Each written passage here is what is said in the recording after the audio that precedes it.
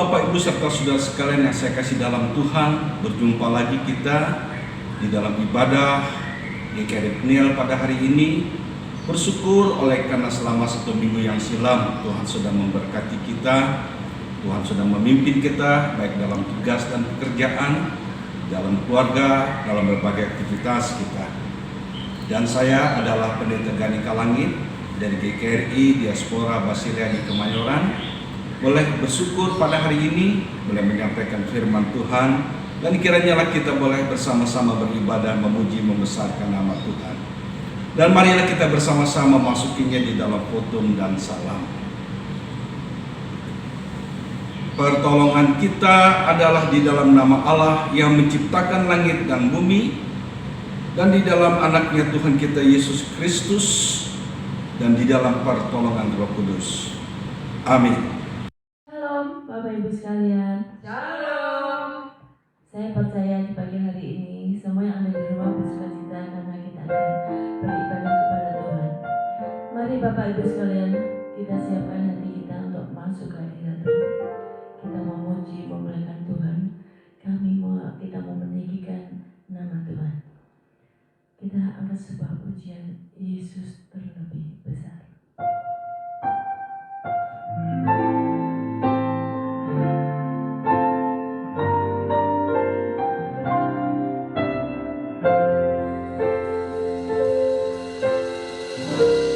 Yesus terlebih besar.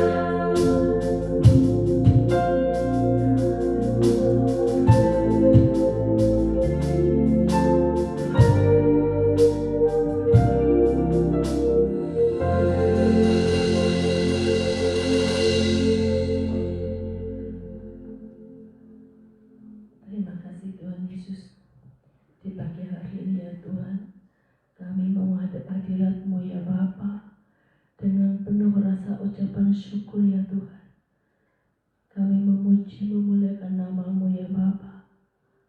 Kami percaya Tuhan Yesus di pagi hari ya Tuhan, Engkau hadir di setiap kami, Engkau hadir di setiap rumah kami ya Tuhan. Terima kasih Tuhan Yesus, terima kasih Bapa yang baik, karena kemurahan dan berkat-Mu ya Bapa. Kalau pagi hari ini ya Bapa, kami mau persembahkan yang terbaik buat Tuhan. Biarlah pujian penyembahan kami menjadi dupa yang harum di hadapan-Mu ya Bapa.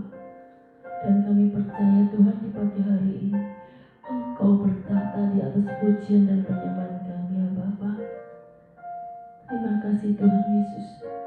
Tidak ada kata yang lain yang bisa kami ucapkan di pagi hari ini kecuali kami mengucap syukur kepadamu ya Bapa.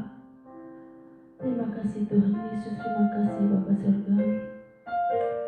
Kami masuk lebih dalam lagi di hadirat-Mu ya Bapa. Dan sekiranya Engkau memberkati pujian penyembahan kami ya Tuhan. Terima kasih Tuhan Yesus, terima kasih Bapa Surgawi. Hanya di dalam nama Tuhan Yesus kami berdoa, kami bersyukur. Haleluya. Amin.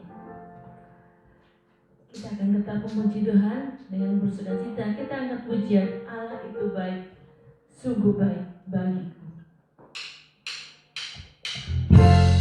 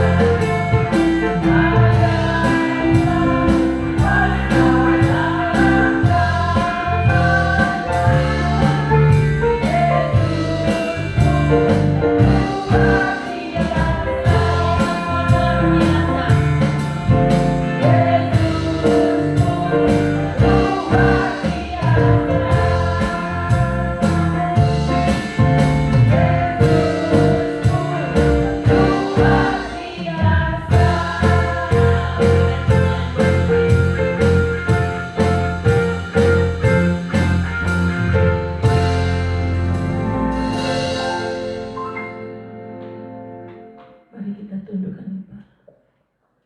Bapa yang baik, Bapa yang kami sapa di dalam nama Tuhan Yesus Kristus, di pagi hari ini ya Bapa, dengan rasa sesal dan malu ya Tuhan, kami menghadap hadirat Tuhan untuk memohon pengampunan dosa ya Bapa. Karena seringkali kami berusaha menutupi segala kesalahan kami ya Tuhan. Dan juga kami seringkali menutupi segala pelanggaran kami ya Bapa, yang telah sering kami perbuat di hadapan-Mu ya Bapa. Untuk itu ya Tuhan, di pagi hari ini ya Bapa, kami sangat menyadari ya Tuhan, Engkau sangat mengasihi kami Bapa.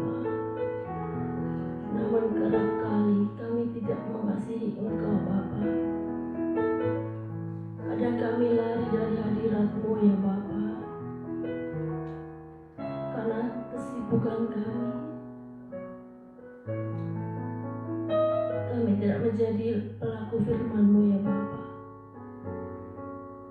Untuk itu ya Bapa, di pagi hari ya Tuhan, kami tersungkur di kaki-Mu ya Bapa, untuk memohon pengampunan ya Tuhan. Engkau yang telah mati di Bukit Golgota ya Tuhan, darah-Mu yang telah tercurah untuk mengampuni dosa dan pelanggaran kami ya Bapa.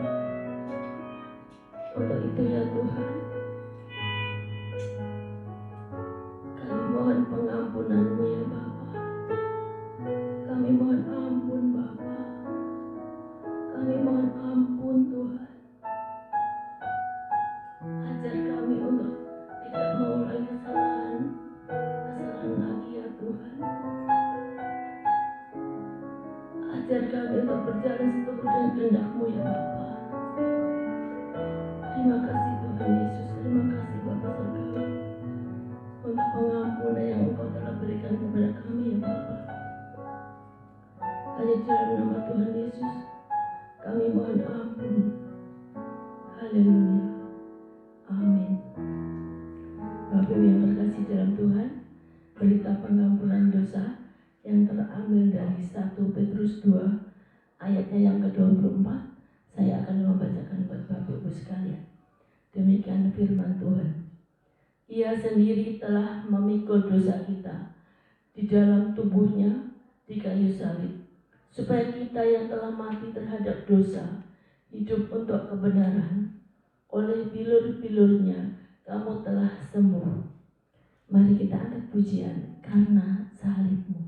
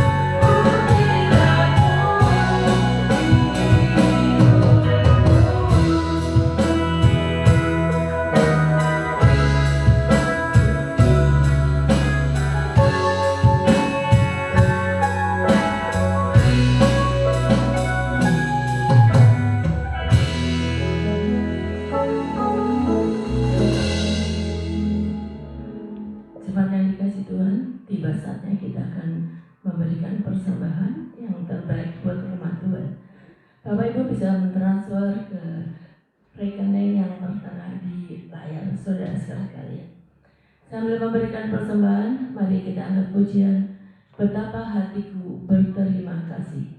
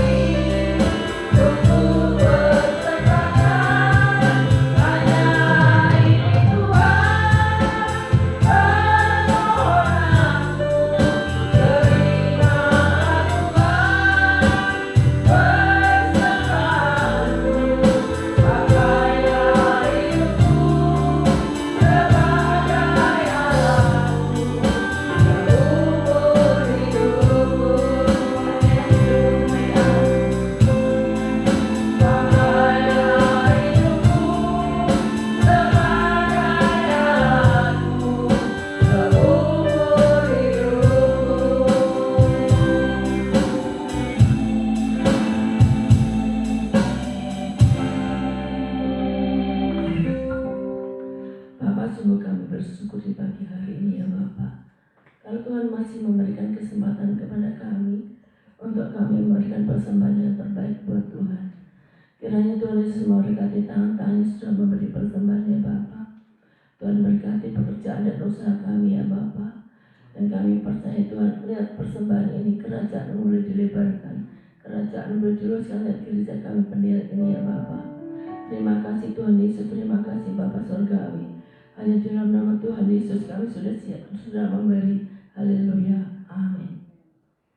Mari Bapak Ibu sekalian, kita siapkan hati kita untuk kita mendengar sabda firman Tuhan yang akan disampaikan oleh Bapak Pendeta Gani Kalani. Kita akan satu pujian, satu-satunya yang kuandalkan.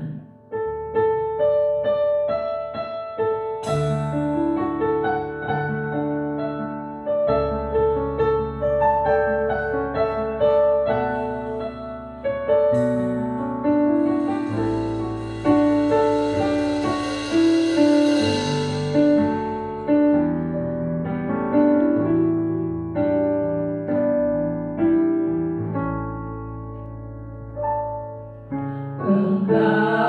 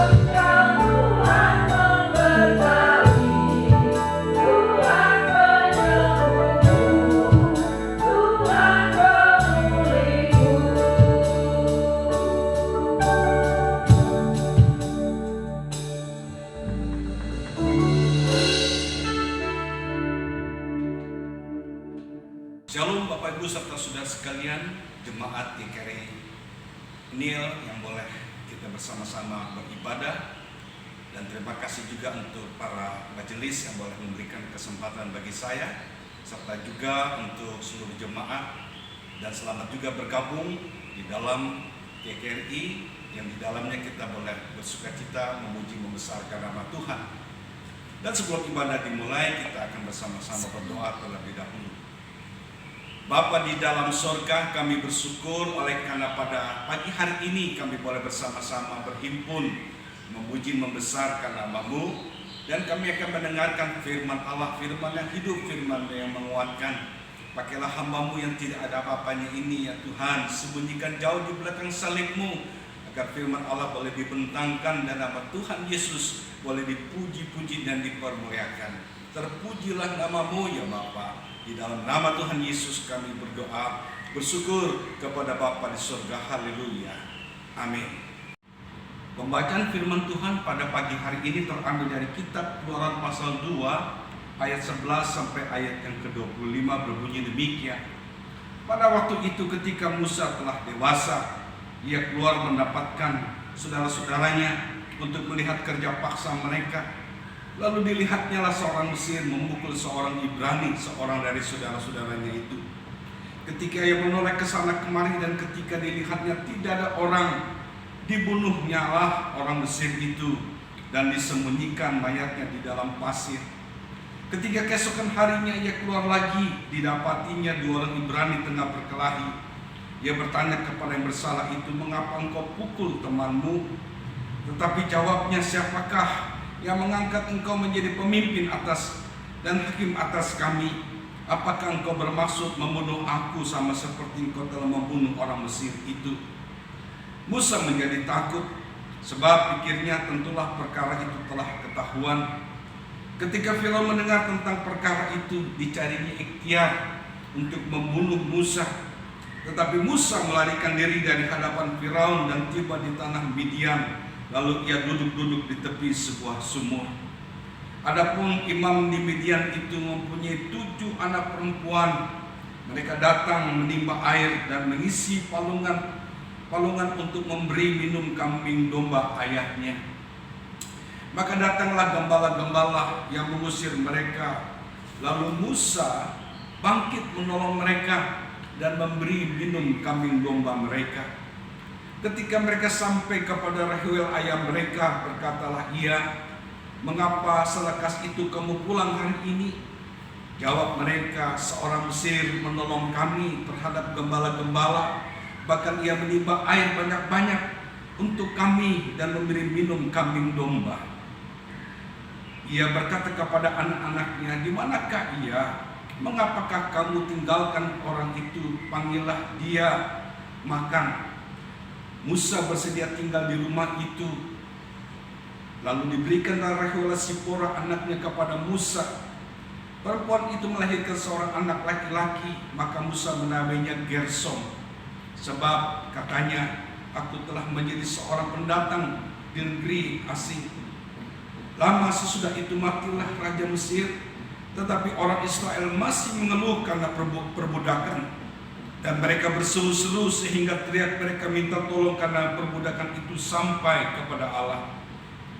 Allah mendengar mereka mengerang, lalu ia mengingat kepada perjanjiannya dengan Abraham, Ishak, dan Yakub. Saudara sekalian yang saya kasih dalam Tuhan, kita sudah membaca dalam kitab Keluaran pasal 2 ayat 11 sampai ayat yang ke-25. Bapak Ibu yang saya kasih dalam Tuhan, ada seorang pengarang buku bernama Mark Twain. Dia pernah berkata demikian, "Di balik bulan yang bersinar indah pada malam hari, ada sisi gelap yang tidak pernah dilihat oleh mata manusia. Ada sisi gelap yang tidak pernah dirambah dan dipegang oleh mata manusia. Dan itulah yang terjadi kepada seorang bernama Musa. Ada sisi gelap yang kita lihat. Ada kegagalan yang terjadi kepada Musa. Ada ketidakberhasilan yang terjadi kepada Musa. Dan kita lihat dalam pasal 2 ayat yang ke-12 ini, Musa membunuh akan orang Mesir itu. Dan sesudah dia membunuh orang Mesir itu, Bapak Ibu, Dia menyembunyikannya di dalam pasir.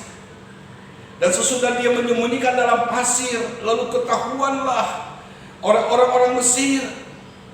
Lalu dalam ayat yang ke-15 kita lihat bahwa seorang bernama Raja Firaun pada waktu itu ingin membunuh Musa, sehingga Musa melarikan diri, meninggalkan kotanya sampai di padang Midian. Bapak Ibu yang saya kasih dalam Tuhan, di padang Midian itu kalau kita lihat dalam ayat yang ke-15, tetapi Musa melarikan diri dari hadapan Firaun dan tiba di tanah Midian. Lalu ia duduk-duduk di tepi sebuah sumur. Musa duduk-duduk di tepi sebuah sumur. Ketika dia memandang kepada air yang ada di dalam sumur itu, dia melihat akan air itu. Dia sedang mengaca kepada dirinya. Dia sedang melihat dirinya. Ada kehancuran hati yang terjadi kepada seorang bernama Musa. Ada air mata yang tumpah oleh karena dia gagal. Dia sudah tinggalkan kota Mesir. Dia sudah membunuh orang Mesir itu. Dan dia sudah melarikan diri. Dan dia duduk-duduk di tepi sebuah sumur. Bapak Ibu yang saya kasih dalam Tuhan, pernahkah kita melihat adanya seorang yang dalam keadaan bimbang, ragu, dan dalam keadaan gagal? Dia merenungkan nasibnya dan hidupnya. Saya pernah lihat itu dalam pertandingan sepak bola. Ketika itu ada pertandingan Argentina melawan negara yang lain. Dan kesebelasan Argentina kalah dan tidak bisa masuk ke babak selanjutnya. Tetapi pada waktu itu ditayangkan seorang pemain besar bernama Gabriel Batistuta yang duduk di tepi daripada lapangan sepak bola itu. Dan ketika dia tahu bahwa kesebelasannya kalah dan tidak bisa masuk ke babak selanjutnya, dia merasa gagal dan ada air mata yang tumpah. Saya berkata dalam hati, oh, ini kan pemain besar, ini pemain yang luar biasa. Tapi ketika dia menghadapi kenyataan yang real di depan matanya, bahwa kesebelasannya kalah dan tidak bisa masuk ke babak selanjutnya, ada air mata yang tumpah. Saudara sekalian, itulah yang terjadi kepada seorang bernama Musa. Dia melarikan diri, jauh tinggalkan kota Mesir sampai di padang Midian. Dan pada waktu itu dia menangis, oleh karena dia pada waktu itu merasakan bahwa betapa luar biasanya, bahwa dia harus tinggalkan kota yang membesarkan dia. Lalu pertanyaannya Bapak Ibu, apa yang menyebabkan Musa dari meninggalkan kota Mesir? Dia terhempas, terjerembab, terpukul, kalah, dan meninggalkan kota Mesir. Kita lihat dalam ayat yang ke-11 dikatakan, pada waktu itu ketika Musa telah dewasa. Apa arti dewasa dalam ayat yang ke-11 ini? Kita lihat di dalam Kisah Para Rasul pasal yang ke-7. Di sana dijelaskan mengenai Musa. Kisah Rasul pasal 7 ayat yang ke-24 dikatakan apa di sana Bapak Ibu serta saudara sekalian? Dalam ayat yang ke-22 dikatakan, dan Musa dididik dalam segala hikmat orang Mesir. Dalam ayat yang ke-20, Kisah Rasul pasal 7, pada waktu itulah Musa lahir dan ia elok di mata Allah. 3 bulan lamanya ia diasuh di rumah ayahnya.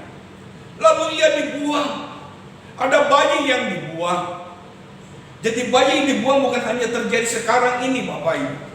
Seringkali kita dengar ada bayi dibuang di depan rumah, ada bayi dibuang di water close, ada bayi dibuang di tempat sampah. Tapi dulu pernah ada bayi dibuang.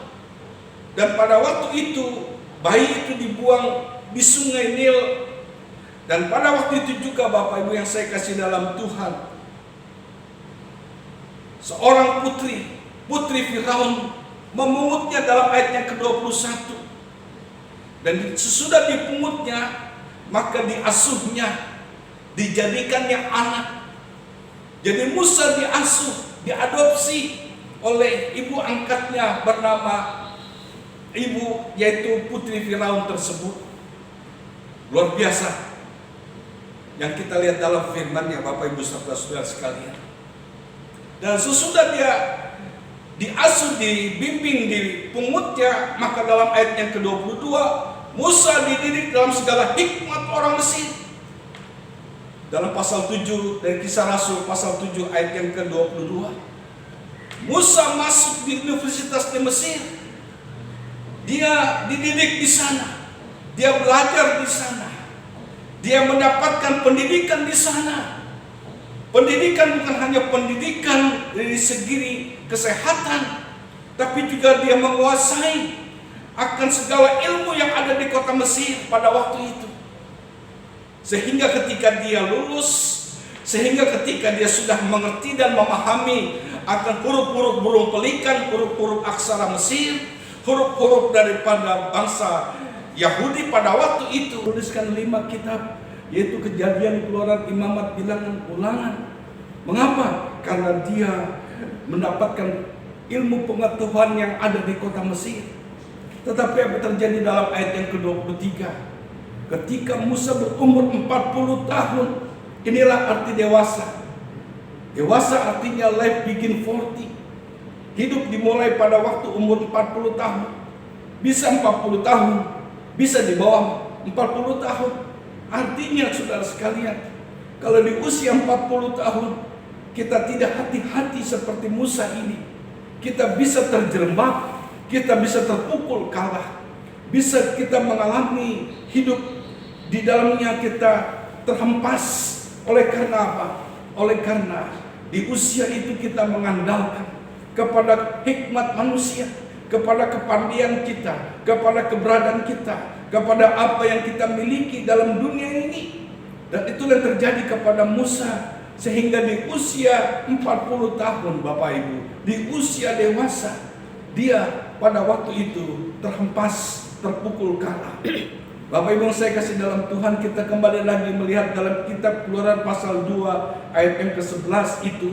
Ketika Musa telah dewasa, ia keluar.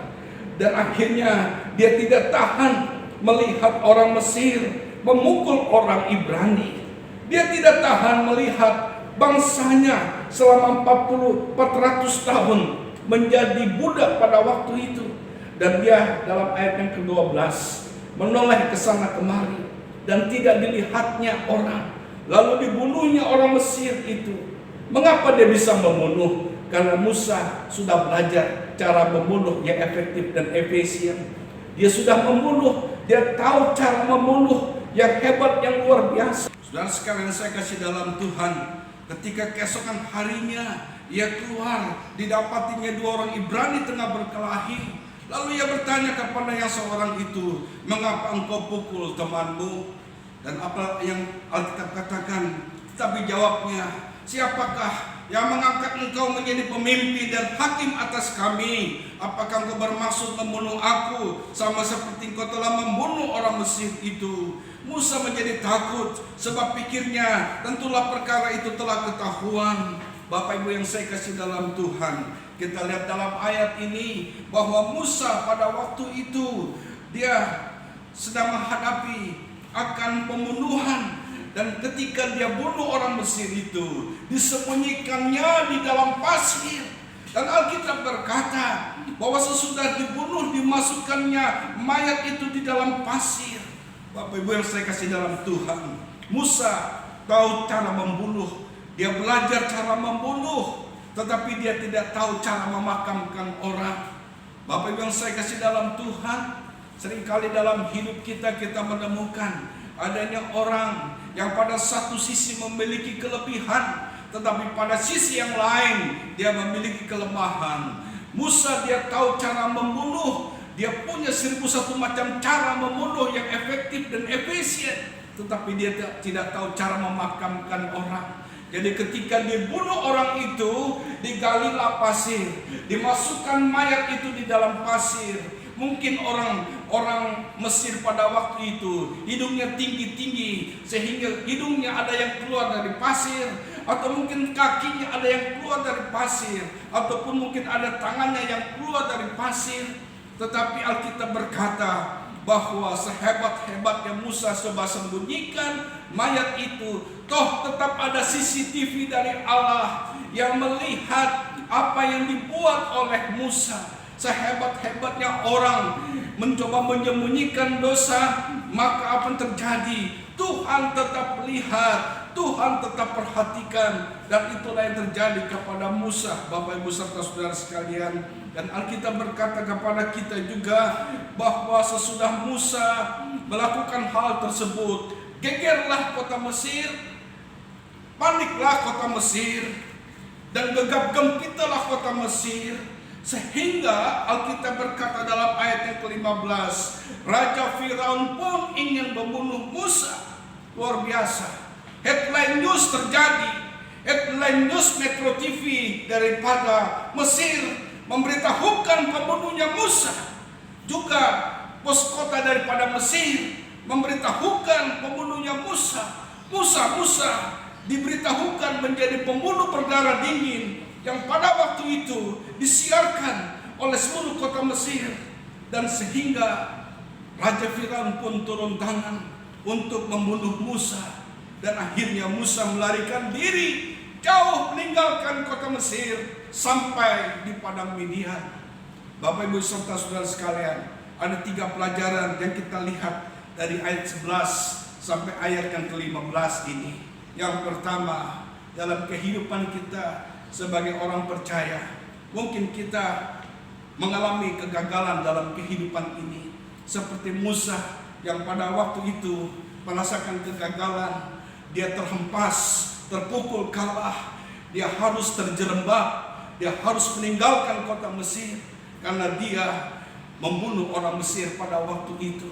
Mungkin kita mengalami akan kegagalan, tetapi Alkitab katakan bahwa awal daripada keberhasilan adalah seringkali Tuhan izinkan adanya kegagalan. Tetapi juga Alkitab berkata dalam Roma 8 ayat 28 bahwa Allah turut bekerja dalam segala sesuatu untuk mendatangkan kebaikan bagi setiap orang yang mengasihi Tuhan. Bagi setiap orang yang ingin diberkati oleh Tuhan, maka Tuhan pun akan memberikan keberhasilan ketika kita melewati akan masa-masa yang sulit dengan kegagalan dalam kehidupan ini. Bapak Ibu yang saya kasih dalam Tuhan, yang kedua, pelajaran yang kedua dari kitab Keluaran pasal 2 ayat 11 sampai 15 ini adalah kalau kita berbuat dosa, jangan sembunyikan dosa. Seperti Musa coba sembunyikan mayat itu, coba sembunyikan akan dosa itu di dalam pasir, tapi toh CCTV Tuhan tetap terbuka dan memperlihatkan kepada Musa bahwa Musa, engkau membunuhnya. Alkitab berkata dalam 1 Yohanes 1 ayat 9, akuilah segala dosamu, maka dialah yang akan mengampuni segala dosamu dan yang akan memberkati hidupmu. Sebab kalau kita hidup dalam dosa, Bapak Ibu, maka kita akan merasakan hidup kita tidak bahagia, hidup kita tidak sejahtera, hidup kita penuh dengan berbagai-bagai nestapa dalam hidup ini. Karena kita sedang menyembunyikan dosa. Kalau ada dosa dalam hidup kita yang belum kita akui, entahkah itu dosa apapun yang kita sembunyikan, akuilah di hadapan Tuhan, maka Dia akan mengampuni segala dosa kita. Dan pelajaran yang ketiga adalah jangan memakai akan cara-cara dunia untuk mencapai tujuan dalam hidup ini. Musa tujuannya bagus, yaitu membela bangsanya. Musa motivasinya bagus untuk membela bangsanya, tetapi caranya salah, yaitu dia membunuh orang, yaitu orang Mesir tersebut. Seringkali saudara sekalian, dalam kehidupan ini kita diperhadapkan dengan kesulitan, apalagi di masa pandemi ini. Ada berbagai kesulitan yang kita hadapi. Entahkah kita menghadapi pekerjaan, rumah tangga, dan berbagai aktivitas kita, sehingga banyak orang menghalalkan segala cara untuk mencapai tujuan-tujuan dalam kehidupan ini. Tapi Alkitab katakan bahwa ketika kita sedang menghadapi kesulitan, tantangan dalam hidup ini, Jangan kita menghalalkan segala cara, tapi mohon dalam doa kita belas kasihan Tuhan, agar kita senantiasa dipimpin, dibimbing oleh Tuhan, sehingga kita mampu dapat melewati masa-masa sulit dalam hidup ini bersama dengan Tuhan. Itulah yang kita lihat dari ayat 11 sampai ayat yang ke-15. Lalu kita lihat dalam ayat 16 sampai ayat yang ke-22. Dalam ayat 16 sampai 22 kita lihat di sana, adapun imam di Midian itu, ayat 17, maka datanglah gembala-gembala. Ayat 18, mengapa selekas itu kamu pulang hari ini? Ayat yang ke-19, Bapak Ibu serta saudara sekalian, jawab mereka, seorang Mesir menolong kami. Saya ingin tambahkan ayat ini, ayat 19 ini, seorang Mesir. Bukan saya ingin tambahkan firman Allah, bukan, tapi sebagai contoh saja.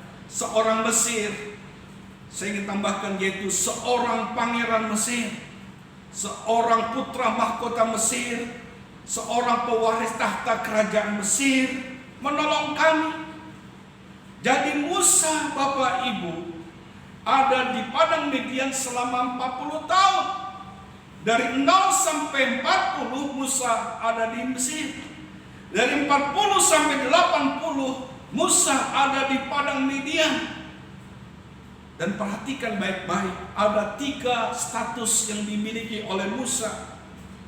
Status yang pertama, pasal 3 ayat 1. Adapun Musa, ia biasa mengembalakan kambing domba Yitro mertuanya. Status yang kedua dalam pasal 2 ayat yang ke-21. Musa bersedia tinggal di rumah itu, lalu diberikan Rehulah Sipora anaknya. Dia adalah mantu dari Yitro mertuanya. Mantu yang harus disuruh-suruh oleh Yitro mertuanya. Kalau dia tidak mau mengikuti perintah Yitro, pasti dia tidak akan diberikan Rehulah Sipora. Status yang ketiga adalah dalam pasal 2 ayat yang ke-22. Perempuan itu melahirkan seorang anak laki-laki, Musa menamainya Gersom.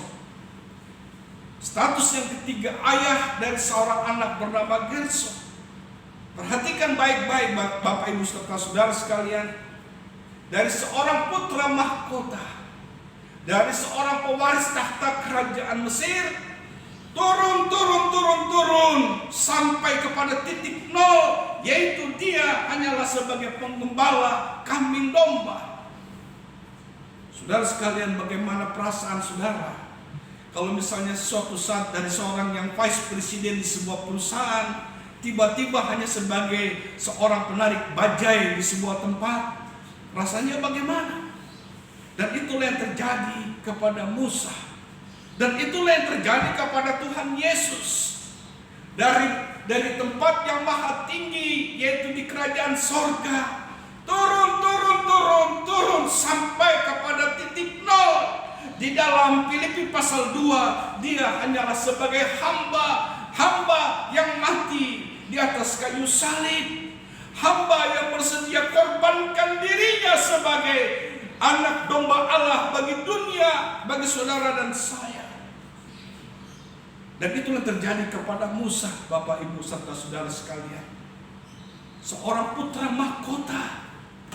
Perhatikan baik-baik, putra mahkota itu punya fasilitas. Kalau dia ingin pergi ke mall Cilandak ataupun ke mall Pondok Indah, maka mall itu harus disterilkan dulu oleh pas pampres.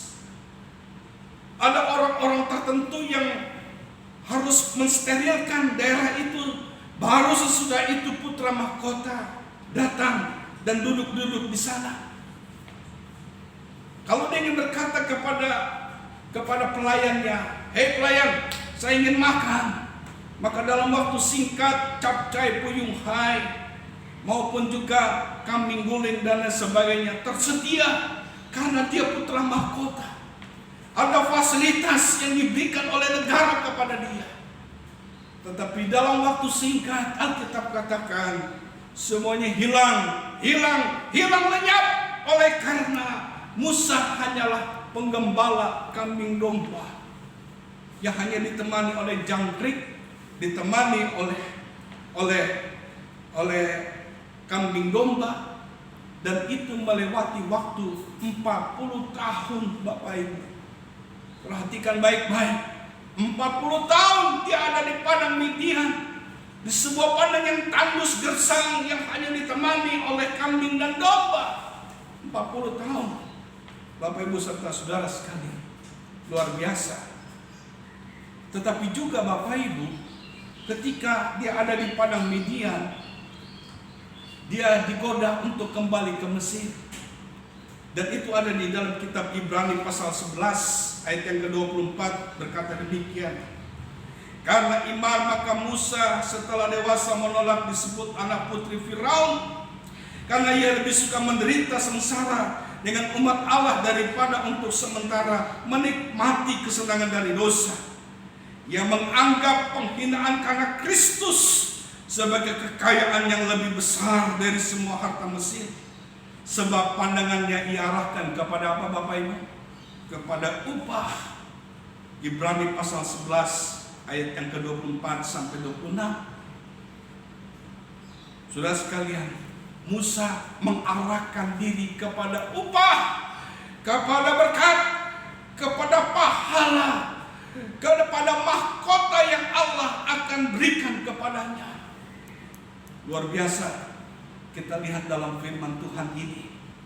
Bapak Ibu, kalau misalnya Musa punya HP dan dia punya WA, mungkin temannya WA kepada dia, Musa, lo ada di mana? Saya ada di padang belantara ini, ada di padang Midian. Ngapain kata temannya? Sedang jaga kambing domba. Musa, lo kan hebat. Kau kan orang yang luar biasa. Kembali ke Mesir. Engkau akan dapatkan segala fasilitas kembali di sana. Lalu Musa berkata apa? Tidak. Karena pandangan saya arahkan kepada Allah, kepada Kristus. Dan segala kekayaan Mesir adalah tidak kuterima lagi. Karena aku sedang memandang kepada Allah yang memberkati saya, yang memberkati umatnya. Dan luar biasa Bapak Ibu, perjuangan dari seorang bernama Musa mengakibatkan Tuhan berikan 10 tulah, diberikan oleh Musa di depan matanya, untuk supaya bangsa Mesir mengetahui Allah yang luar biasa. Tetapi juga ada 10 hukum Taurat Tuhan berikan kepada Musa. Nih Musa, karena engkau hebat dan engkau senantiasa mau hidup bersama dengan aku, nih aku berikan. Tapi yang lebih spektakuler Bapak Ibu, Musa bisa belah akan laut Teberau, sehingga 2 juta umat Israel bisa lewat akan laut itu. Bukan karena Musa hebat, tetapi karena Allah berdaulat terhadap Musa, karena Allah berotoritas kepada Musa, sehingga Tuhan melakukan perkara yang ajaib. Bapak Ibu, mungkin kita seperti Musa. Kita ada di sebuah tempat yang kering gersang, ada di sebuah padang belantara yang hanya ditemani oleh kambing domba seperti Musa, dan mungkin sudah melewati waktu sampai 40 tahun, 30 tahun, 20 tahun, kita tidak tahu. Tetapi yakinlah dengan iman seperti Musa yang mampu melihat bahwa ada upah, ada berkat, ada pahala yang Allah akan berikan bagi mereka yang mengasihi Tuhan. Itulah yang kita lihat dalam ayat yang ke-16 sampai ayat yang ke-22. Sekarang yang terakhir kita lihat dalam ayat yang ke-23 sampai ayat yang ke-25. Musa diutus Tuhan. Musa akhirnya diutus ke Tuhan. Seorang bernama Musa yang tadinya adalah seorang yang hidupnya penuh dengan kegagalan, terhempas, terjerembab, terpukul kalah. Toh Tuhan yang penuh kasih itu mengutus Musa dan berkata, Musa, bebaskan umatku dari tanah Mesir, berangkatlah engkau menuju ke tanah Kanaan, tanah perjanjian. Bapak Ibu yang saya kasih dalam Tuhan, kita lihat sesudah Tuhan berkata kepada Musa untuk diutus, maka Musa berkata, Tuhan, saya gegap gempita. Saya gagap Tuhan, saya tidak bisa bicara. Musa takut. Musa takut menghadapi Firaun. Bapak Ibu serta saudara sekalian, dalam peperangan dalam cerita wayang kita seringkali mendengar peperangan antara mentimun lawan durian. Siapa yang menang? Pasti durian. Dan mentimun pasti bonyok menghadapi durian. Mengapa? Karena mentimun lemah dan tidak ada apa-apanya. Tapi durian penuh dengan duri sehingga hancurlah yang namanya mentimun. Seperti itulah keadaan yang terjadi antara Musa menghadapi Firaun. Ketika Musa hadapi Firaun, dia berkata, Tuhan, saya tidak ada apa-apanya. Menghadapi Firaun yang hebat, yang luar biasa itu, saya mentimun, saya bisa bonyok ini Tuhan. Tetapi Tuhan berkata dalam pasal 3 ayat yang ke-14, firman Allah kepada Musa, Aku adalah aku, lagi firman-Nya. Beginilah kau katakan kepada orang Israel itu, Akulah aku telah mengutus aku kepadamu.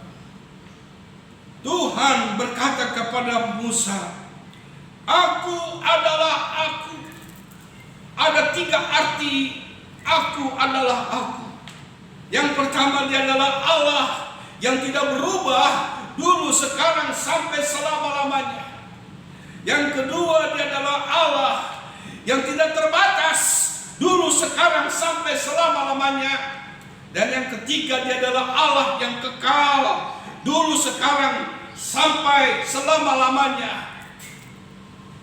Manusia terbatas, Firaun terbatas.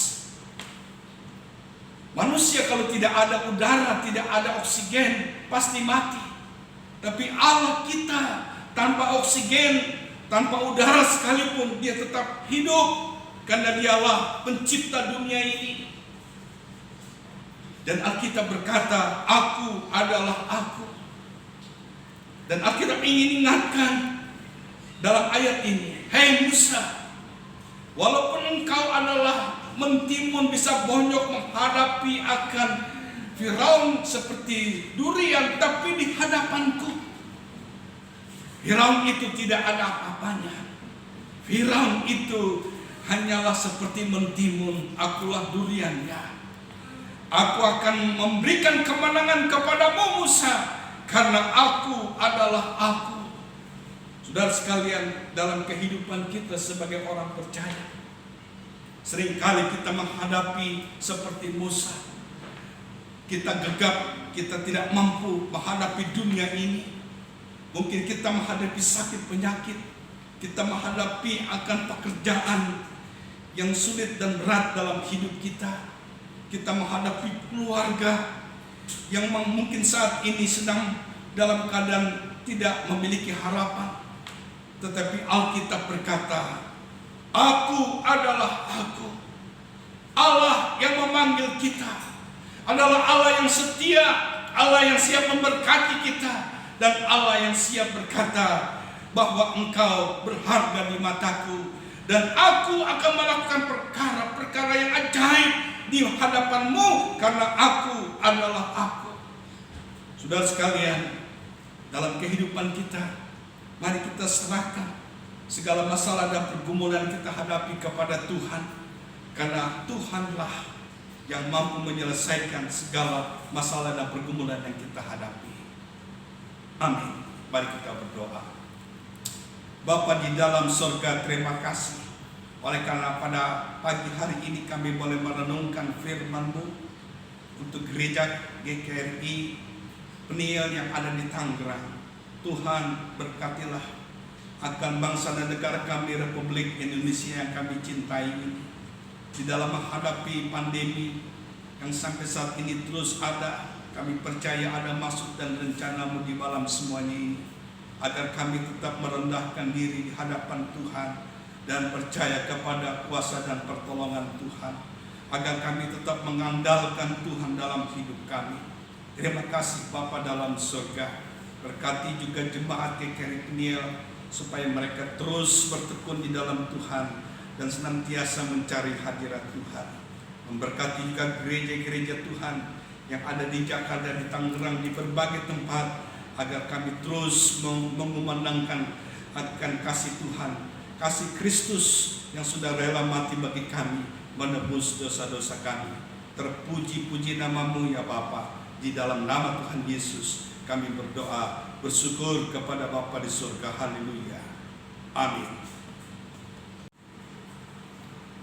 Baiklah Bapak Ibu serta saudara sekalian, kita akan memasuki dalam perjamuan kudus dan mari kita berdoa. Bapa di dalam sorga, kami bersyukur oleh karena pada pagi hari ini kami akan memasuki dalam perjamuan kudus. Kuduskanlah kami, ampuni segala dosa kami, agar kami layak untuk mengikuti perjamuan kudus. Terpuji-puji namamu ya Bapa. Dalam nama Yesus kami berdoa. Amin. Kita menyanyi salibnya, salibnya. Salibnya, salibnya, selama mulia dosaku disucikan oleh darah Yesus.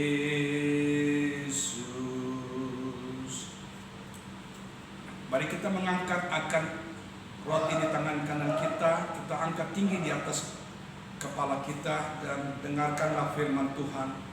Sebab apa yang telah kuteruskan kepadamu telah aku terima dari Tuhan, yaitu bahwa Tuhan Yesus pada malam waktu ia diserahkan mengambil roti, dan sesudah itu ia mengucap syukur atasnya. Ia memecah-mecahkannya dan berkata, inilah tubuhku yang diserahkan bagi kamu. Perbuatlah ini menjadi peringatan akan aku. Bapa di dalam surga, roti yang kami pegang ini adalah roti manusia, buatan manusia, roti biasa. Tapi kami mengimaninya ini adalah lambang daripada tubuh Tuhan Yesus.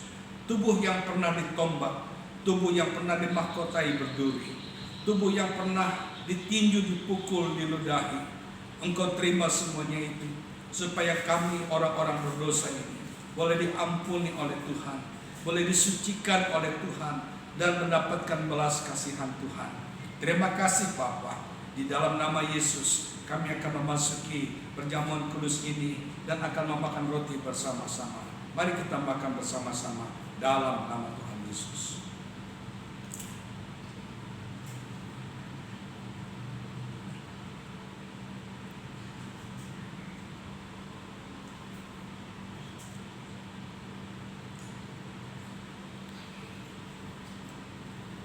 Dan mari kita mengangkat akan anggur di tangan kanan kita tinggi di atas kepala, dan dengarkanlah firman Tuhan yang berkata, demikian juga ia mengambil cawan sesudah makan lalu berkata, cawan ini adalah perjanjian barunya dimeteraikan oleh darahku.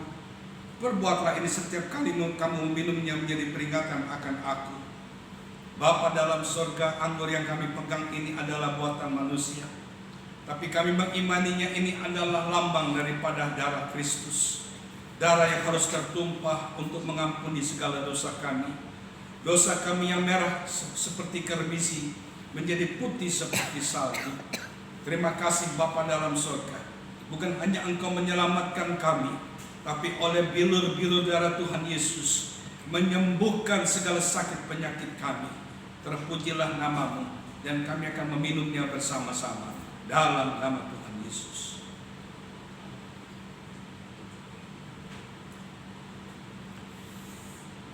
Mari kita mengucap syukur, berdoa bersama-sama. Bapa di dalam surga, terima kasih oleh karena pada pagi hari ini kami boleh bersama-sama mengikuti akan perjamuan kudus. Perjamuan kudus bukanlah undangan daripada gembala sidang.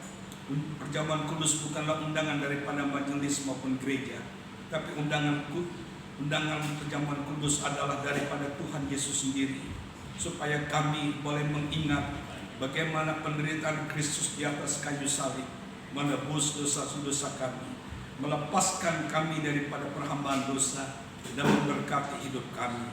Terima kasih Bapa, terpuji-puji namamu. Di dalam nama Yesus kami berdoa.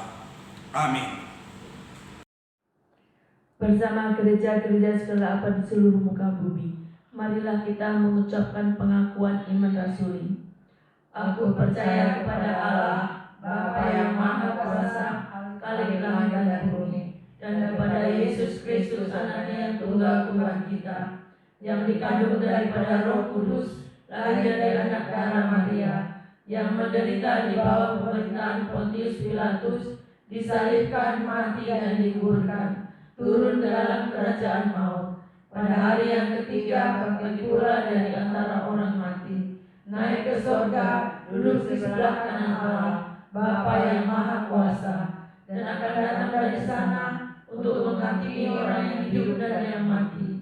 Aku percaya kepada Roh Kudus, gereja yang kudus dan am, persekutuan orang kudus, pengampunan dosa, kebangkitan orang mati, dan hidup yang kekal. Amin. Tuhan, kita akan menutup ibadah di pagi hari ini. Mari kita sama-sama angkat pujian. Yesus menginginkan daku.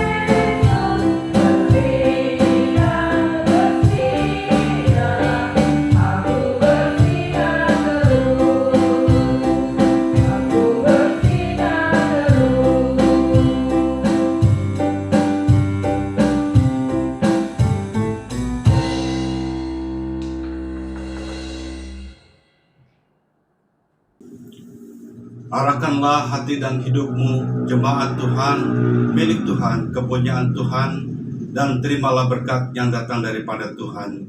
Adapun anugerah daripada Allah Bapa, kasih daripada Tuhan kita Yesus Kristus, dan persekutuan di dalam Roh Kudus-Nya akan menyertai kita dari hari ini terus sampai selama-lamanya, sampai Tuhan Yesus datang menjemput kita. Amin.